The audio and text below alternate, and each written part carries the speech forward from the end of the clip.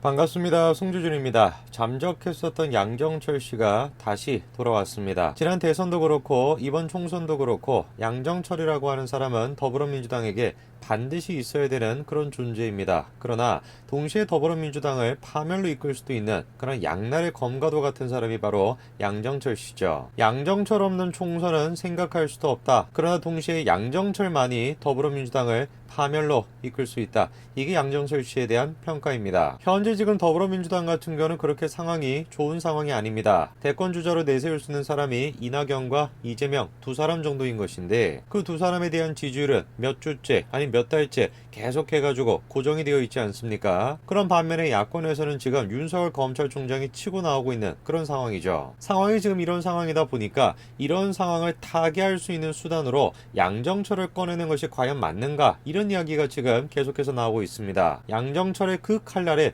더불어민주당이 베어버릴 수도 있다. 그런 지적이 지금 더 많습니다. 오늘 저는 영상을 통해서 양정철이라고 하는 사람이 어떤 생각을 가지고 있는 사람인지, 그리고 이 양정철이라고 하는 사람이 왜 도대체 더불어민주당의 칼날이 될 수 있는지, 그리고 결과적으로 왜 도대체 양정철이라고 하는 사람이 더불어민주당을 파멸로 이끌 것인지, 그거에 대한 이야기를 해보고자 합니다. 어떤 내용인지 같이 한번 좀 보시죠. 혹시 이 영화 보신 분들이 계시는지 모르겠습니다. 이 모비딕이라고 하는 영화인데, 해당 영화는 1990년에 있었던 윤석열 이병의 폭로를 기반으로 해서 만들어졌습니다. 근데 그 폭로와 관련돼 있는 사람이 바로 다른 사람이 아니라 양정철 씨인데요. 당시 윤 이병은 보안사에 근무하다가 발간하게 됐던 김대중, 김영삼, 노무현 등 정치인과 민간인에 대한 보안사 사찰 기록이 담긴 플로피 디스크와 서류를 가지고 타령을 했었습니다. 그렇게 타령해가지고 찾아간 사람이 바로 누구였냐? 다른 사람이 아니라 언론노보 기자로 일하던 양정철이었죠. 해당 사건은 양정철을 통해 가지고 한겨레 신문에서 보도가 됐고요. 엄청난 반향을 일으켰죠. 양정철 씨의 저런 식의 모습을 보게 되면 현실적으로 자신한테 뭔가 위기가 될 수 있는가, 이런 것들을 따지기보다는 자기가 생각하기에 올바른 일, 이거를 좀 밀어붙이는 그런 성격을 가지고 있는 사람인 것 같습니다. 한편으로 생각을 해보면 불의를 보면 못 찾는 성격이다, 이렇게도 얘기할 수 있지만, 다른 한편으로 보면은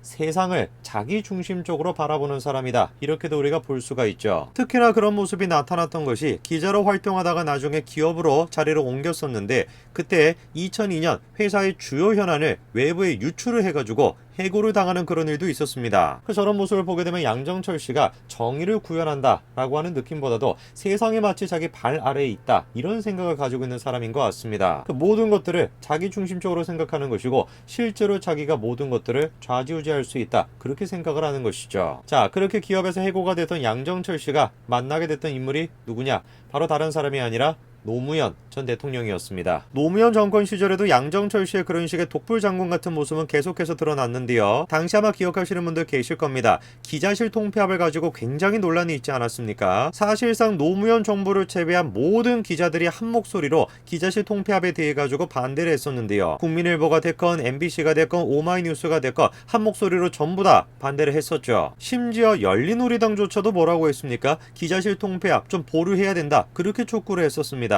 저런 식으로 지금 여당이 됐건 야당이 됐건 다 한 목소리로 비판한다라고 한다면 그거에 대해서 어떻게 해야 되겠습니까? 국민을 존중하는 사람이라고 한다면 그런 정책에 대해서 조금 보류할 줄 알아야 되겠죠. 그러나 양정철을 필두로 해가지고 당시의 노무현 정부는 계속해가지고 저 사안을 끝까지 밀어붙이려고 했었습니다. 이런 사단까지도 났었죠. 전기를 끊어버려가지고 촛불을 켜가지고 기사를 작성해야 되는 이런 지금 일까지도 있었습니다. 저런 식으로 국민의 목소리를 듣지 않고 국민의 대표다라고 할 수 있는 언론의 목소리를 듣지 않았던 노무현 정부의 끝은 어떻게 되셨는지 영상을 보시는 분들이 더 잘 아실 겁니다. 그 노무현 대통령은 양정철 씨한테 정치하지 말아라, 그렇게 강조했다라고 합니다. 그런데 양정철 씨가 어떤 사람이었습니까? 자기만의 주관이 굉장히 지금 확고한 사람이고, 자기가 생각하기에 옳다라고 한다면 끝까지 밀어붙이는 거, 그게 양정철 씨가 가지고 있는 생각 아닙니까? 그 노무현 전 대통령이 정치하지 말아라 라고 얘기했음에도 불구하고 결국 양정철 씨는 어떻게 했습니까? 총선에 이런 식으로 출마를 했습니다. 저 당시에 양정철 씨가 출마의 배경을 뭐라고 설명을 했었냐면은, 자기는 지금 자기 자신을 위해 가지고 출마하는 것이 아니다, 나는 지금 노무현 전 대통령의 복수를 하기 위해서 나온 것이다, 그런 식으로 얘기를 했었습니다. 개인적인 복수를 한다, 그런 뜻은 당연히 아니겠죠. 노무현 정신을 계승을 하겠다,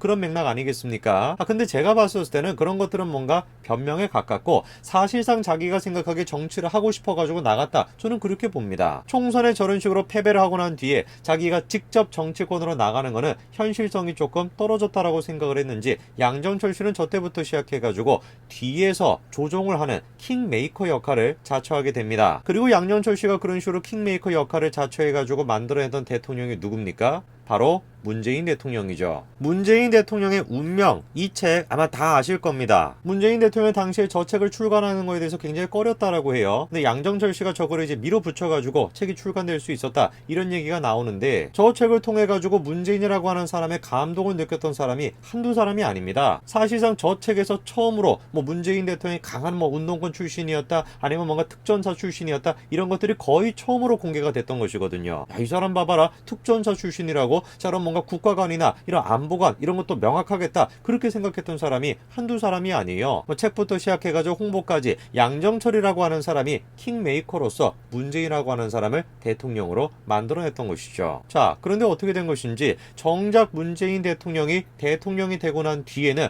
양정철 씨가 어떻게 했습니까? 야인으로 돌아가겠다라고 하면서 훌쩍 정치권을 떠나버렸습니다. 당시 이유가 이거였습니다. 문재인 대통령에게 부담을 주기가 싫다라는 것이에요. 질문이 생기는 거 아니겠습니까? 도대체 저 당시에 양정철 씨가 얘기했었던 문재인 대통령한테 줄 수 있는 부담이라는 게 뭘 뜻하는 것일까요? 야, 내가 뭔가 킹메이커로서 역할을 잘 해냈기 때문에 나한테 뭔가 직책 하나 줘야지, 그런 걸 얘기하는 것일까요? 양정철 씨가 당시 얘기했던 부담이라고 하는 것은 그렇게 단순한 문제인 것처럼 보이지는 않습니다. 자기가 부각이 되면 부각이 될수록 뭐가 커지게 되는 겁니까? 이거 뭐냐, 친문 세력이 지금 다 해먹는 거 아니냐, 그런 식의 이미지가 커질 수가 있다는 겁니다. 그래서 그때도 나왔던 것이 무엇이냐, 친문이 다 해먹는다 라고 하는 말이 분명히 나올 것이고, 민주당 내 친문과 비문의 갈등 유발자가 될 수가 있다라는 것이죠. 바로 저것이 양정철 씨가 가지고 있는 양날의 검이다 라고 했을 때 그 칼날의 의미입니다. 어느 누구도 부인할 수가 없어요. 양정철이라고 하는 사람이 킹메이커로서 역할을 잘한다, 어느 누구도 부인할 수 없습니다. 그리고 또 마찬가지로 어느 누구도 부인할 수 없습니다. 양정철이라고 하는 사람이 이번 총선에서 가장 중요한 역할을 했다, 어느 누구도 부인할 수 없습니다. 대권이 됐건 총선이 됐건 가장 중요한 역할을 하는 것이 분명히 양정철이라고 하는 사람이지만, 그 양정철이 부각이 되면 부각이 될수록 더불어민주당 내에서 진영 갈등이 커질 수밖에 없다라는 것이죠. 특히나 지금 시기가 어떤 시기입니까? 이재명, 이낙연 두 사람 중에서 제대로 된 친문이다 라고 얘기할 수 있는 사람도 별로 없는 상황이에요. 그런데 이런 상황 속에서 친문의 핵심이다 라고 할 수 있는 양정철이 부각이 된다,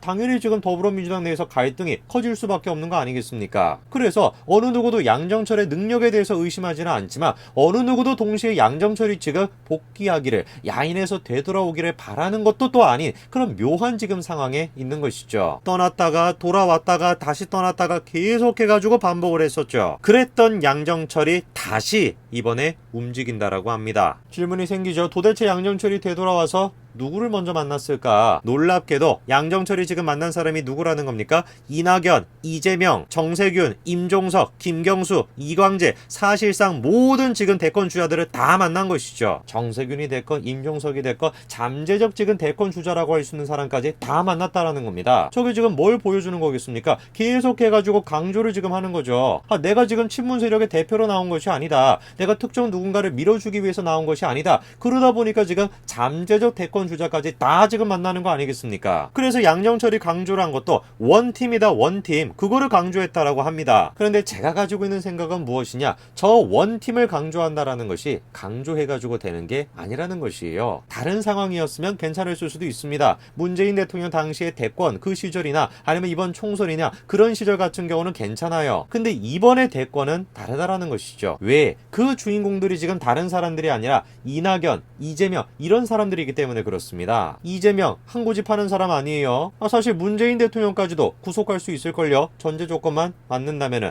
이렇게 하는 것이 자신이 대통령 되는데 도움이 된다라고 한다면, 그리고 대통령이 됐었을 때 정권을 유지하는데 도움이 된다라고 한다면 뭔들 못하겠습니까? 다 하겠죠, 다. 만약에 이런 사람이 지지율이 별로 안 된다면 무시해버리면 되겠죠. 문제가 뭡니까? 가장 유력한 대권 주자다, 그게 문제라는 것입니다. 그래서 이거는 피할 수 없는 싸움이다. 양정철 대 이재명, 이 두 사람의 싸움은 피할 수 없는 싸움이다 처음이라는 거죠. 그 양정철 씨 입장에서도 가만히 있을 수가 없었겠죠. 이재명 지금 막 치고 나오고 있고 윤석열조차도 치고 나오고 있는데 친문 세력은 지금 치고 나오는 사람이 없지 않습니까? 김경수도 그렇게 돼버린 거죠. 그러다 보니까 참다 못해가지고 지금 행동하는 것 같은데 어쩔 수 없이 양정철은 무슨 뭐 원팀이다 그런 얘기를 해도 어쩔 수 없이 양정철은 친문으로 향하는 거 아니겠습니까? 복귀한 양정철, 이재명을 가만히 둘까요? 그리고 또 반대로 이재명이 복귀한 양정철을 가만히 둘까요? 양정철 씨 입장에서는 최선의 선택을 한 거겠지만 그럼에도 불구하고 그 최선의 선택이 문재인 대통령한테는 최고의